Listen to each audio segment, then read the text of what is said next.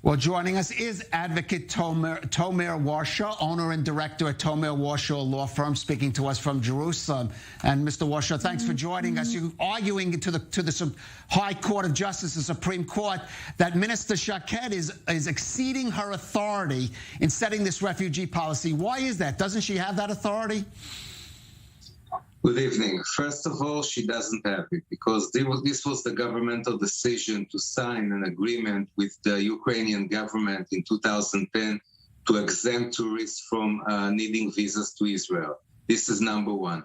Later on, it was ratified by the Israeli government decision and also another judicial order that contracted it in the Israeli law. The minister, no matter which one, cannot take decision instead of the government. And we said the first argument was that, of course, she can try to convince the government. We know that there are many wings within this government with different ideas. We thought that, first of all, it has to be done the correct way, the legal way.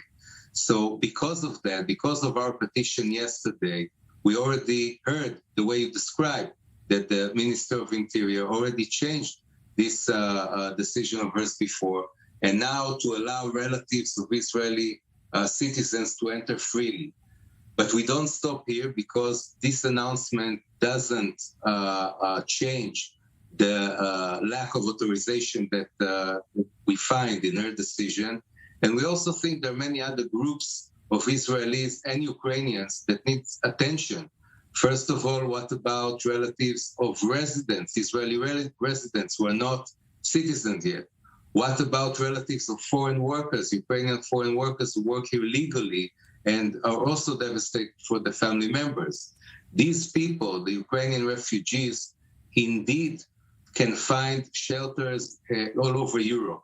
But we need to understand, the fathers are left in Ukraine to fight.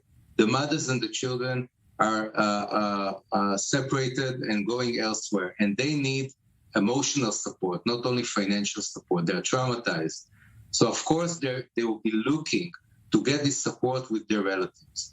Now, no one can imagine that Ukrainian refugees will choose to fly to Israel and spend money on the flight tickets instead of having all the benefits they have in Europe, unless they have chain of support of relatives in Israel.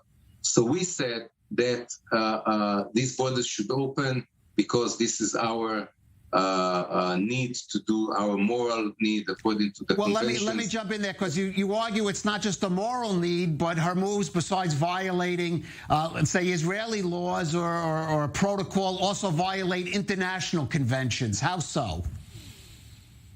First of all, we have the Refugee Convention from 1951. Israel was one of the leaders in doing so because of the Holocaust, of course.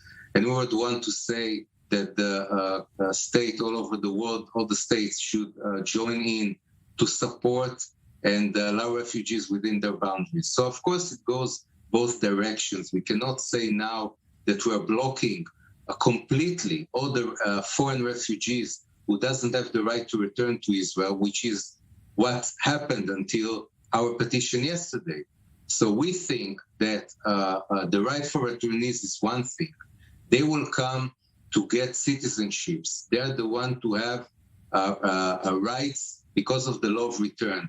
It's a totally different position than the foreign refugees that we have the moral obligation to accept here in Israel.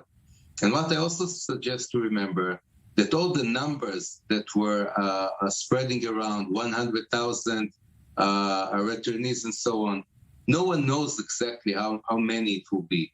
And I think it's much smarter to just watch day by day to see how many refugees, how many Jewish people are entering the country, to try to control it day by day and to be more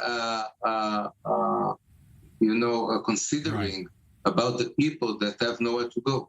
All right. Well, the Israel's Supreme Court, sitting as the High Court of Justice, presumably will weigh in on this decision. It'll hear the case this week. Advocate Tomar Ворша, thank you for joining us on the Rundown. Thank you very much.